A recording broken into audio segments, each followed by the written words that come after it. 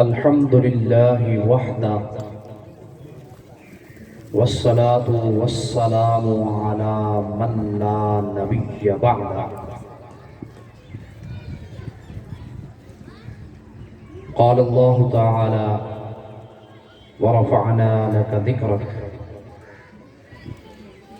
قال النبي صلى الله عليه وآله وسلم أنا خاتم النبيين لا نبي بعدي أو كما قال عليه الصلاة والسلام صدق الله العظيم وصدق رسوله النبي الكريم۔ تمام حضرات ذوق شوق محبت اور عقیدت کے ساتھ رب العالمین وحدہ لا شریک کے آخری نبی علیہ الصلوۃ والسلام پر درود و سلام پڑھ لیں صلی اللہ علیہ وسلم۔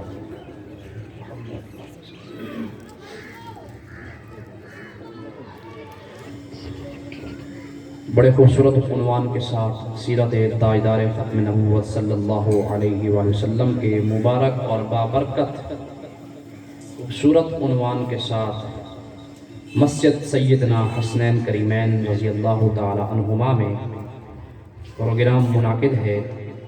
اللہ اسے اپنی بارگاہ میں قبول فرمائے۔ سامعین محترم، حاضرین مکرم، رب العالمین کا بڑا شکر ہے کہ اس نے ہمیں انسان بنایا ہے۔ یہ بھی اللہ کا ایک الگ شکر ہونا چاہیے۔ اس ذات نے تمام مخلوقات میں سے ہمیں انسان جو ہے وہ پیدا فرمایا ہے اور پھر مسلمان بنایا۔ مسلمان کے بعد تیسرا اور اہم جو اللہ نے ہمیں درجہ عطا فرمایا ہے، فضیلت عطا فرمائی ہے، اللہ نے جو ہم پر مہربانی فرمائی وہ یہ کہ اللہ نے ہمیں آخری نبی علیہ الصلوۃ والسلام کی امت میں پیدا فرمایا۔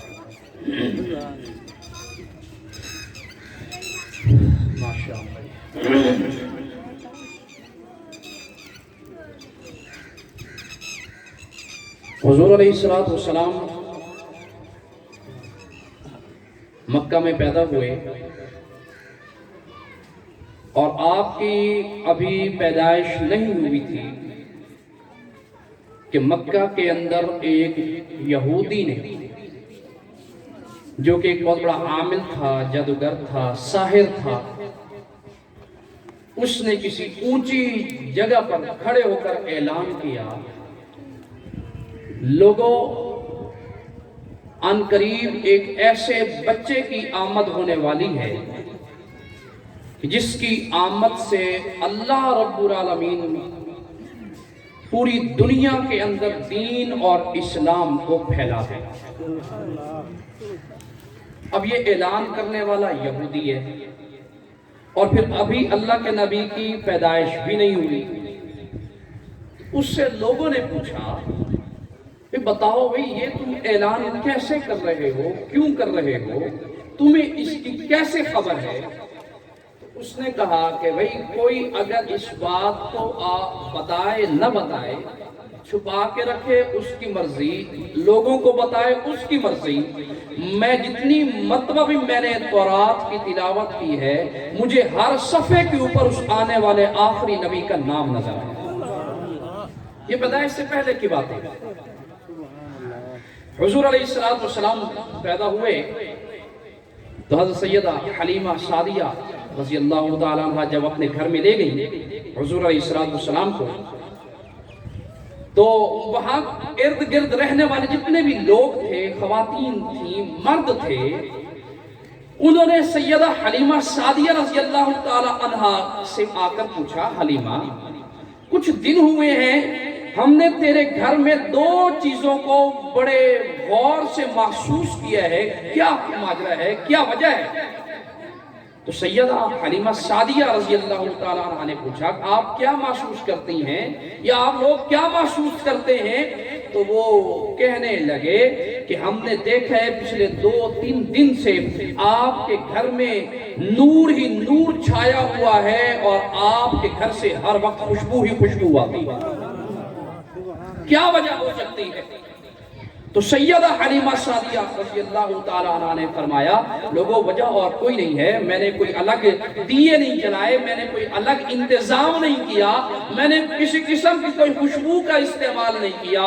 ایک وجہ ہے وہ یہ کہ میں پچھلے کچھ دنوں سے ایک بچے کو اپنے گھر میں لائی ہوں، اس بچے کے لانے سے رب العالمین نے میرے گھر کو روشن کر دیا۔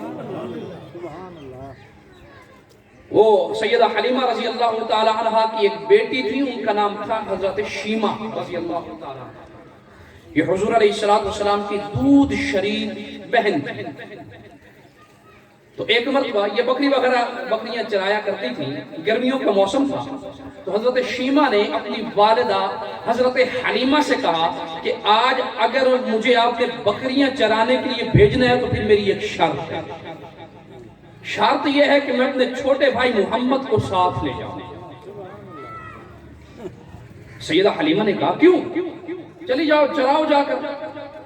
کہا نہیں اماں نہیں، میں ایک مرتبہ لے گئی تھی، اس وقت میں نے جو برکات ان کے دیکھی تھی ان کے اندر سے، میں آج بھی وہ برکات دیکھنا چاہتی ہوں۔ تو سیدہ حلیمہ نے بڑی حیرانگی سے پوچھا بیٹی کیا دیکھا؟ کہا اماں ہم نے یہ دیکھا کہ گرمیوں کا موسم ہے، جب میرے بھائی محمد میرے ساتھ ہوتے ہیں تو بادل کا ٹکڑا ہم پہ سایہ کرتا ہے، اور پھر جب ہم بکریاں چراتے ہیں، بکریاں چر جاتی ہیں، میں ایک جگہ پہ بیٹھی ہوتی ہوں، میرے بھائی محمد میرے ساتھ ہوتے ہیں، ہم بڑی عجیب چیز ہم نے دیکھی، وہ یہ کہ تمام بکریاں لائن میں بیٹھ جاتی ہیں، دائرے میں بیٹھ جاتی ہیں، اور پھر وہ اللہ کے اس محمد الرسول اللہ جو ہمارے گھر میں جو بچہ آیا ہوا ہے، اس بچے کا وہ بکریاں بھی دیدار کرتی ہیں۔ اس لیے امام ہم ساتھ لے کے جائیں۔ حضور کے چرچے آنے سے پہلے بھی اور پھر اعلان نبوت سے پہلے بھی آپ کے چرچے ہو گئے۔ آپ کو صادق و امین کہا جاتا تھا، آپ سے بڑی محبت و عقیدت رکھی جاتی تھی۔ آپ سے اختلاف تو اس دین کی وجہ سے ہوا، آپ کی شخصیت کی وجہ سے نہیں۔ آپ کی شخصیت سے تو ہر کوئی متاثر تھا، آپ کے کردار سے تو اپنے اور غیر دونوں متاثر تھے، چھوٹے اور بڑے متاثر تھے، اپنے اور غیر چھوٹے بڑے تمام لوگ حضور کی شخصیت سے متاثر تھے۔ صادق و امین کے لقب سے آپ کو یاد کیا جاتا تھا۔ مکہ میں بیت اللہ شریف تعمیر ہوا، جب تعمیر کر لی قریش نے، اب قریش کے اندر ایک اختلاف پیدا ہو گیا۔ کس بات پر؟ اختلاف اس بات پر ہوا کہ جی کوئی قبیلہ یہ کہتا تھا کہ حجر اسود کو ہم اس کی جگہ پر رکھیں گے، کوئی قبیلہ کہتا تھا ہم رکھیں گے، کوئی قبیلہ کہتا تھا ہم رکھیں گے۔ اب آپس میں ایک بڑے اختلاف کا ڈر تھا، تو کسی وڈیرے نے کھڑے ہو کر کہا بھئی اختلاف کیوں کرتے ہو؟ تم ایک بات یہاں پر کر دو، اگر اسے سارے تسلیم کر لیتے ہیں تو اسی پر فیصلہ ہو جائے۔ جی کیا بات ہے؟ بات یہ کرو کہ جو صبح کو سامنے والے دروازے سے سب سے پہلے انٹر ہوگا، داخل ہوگا، وہی ہمارا فیصلہ کرے گا۔ سب نے کہا ٹھیک ہے، ہم سب راضی ہیں اس بات پر۔ جو اس مین مرکزی دروازے سے، مین گیٹ سے جو سب سے پہلے داخل ہوگا حرم کعبہ کے اندر، ہم اسی سے اپنا فیصلہ کروائیں گے۔ اب ہوا یہ جی سارے کھڑے ہیں، انتظار کر رہے ہیں اس حرم میں سامنے والے دروازے سے سب سے پہلے کون آتا ہے۔ سب انتظار میں ہیں۔ دیکھا کہ ان کی نظریں ایسے چہرے پر پڑ گئی کہ جس چہرے کی قسم رب قرآن میں اٹھاتا ہے،